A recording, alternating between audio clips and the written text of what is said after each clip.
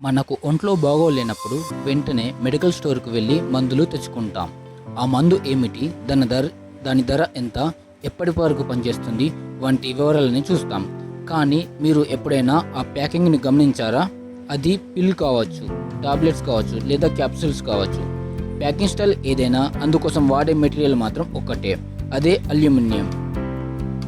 అసలు ఔషధాల ప్యాకింగ్‌లో దీన్నే ఎందుకు వాడతారో ఈరోజు తెలుసుకుందాం. మందుల ప్యాకింగ్ కోసం తొలి రోజుల్లో కాగితాన్ని వాడేవారు. కానీ కాగితం వల్ల మందులు కలుషితం కాకుండా ఉండలేకపోయేవి. ఆ తర్వాత పేపర్ మరియు పాలిమర్ లేయర్లు వచ్చాయి.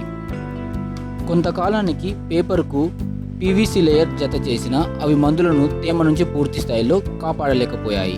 పైగా ఆ మెటీరియల్ సాగే గుణం వల్ల ట్యాబ్లెట్లను బయటికి తీయడం కూడా కష్టంగా ఉండేది. శాస్త్రవేత్తలు ఎంతో శ్రమించి కొత్త ఔషధాలను కనుగొంటారు. అయితే ఆ మందు రోగికి చేరే వరకు దాని సామర్థ్యం తగ్గకుండా ఉండటం చాలా ముఖ్యం.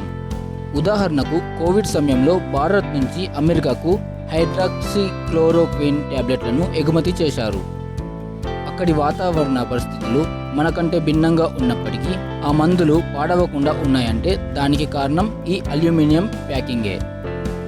అల్యూమినియానికి కొన్ని అసాధారణ లక్షణాలు ఉన్నాయి. ఇది అస్సలు తుప్పుపట్టదు. ఇది వేడిని మరియు తేమను తట్టుకోగలదు.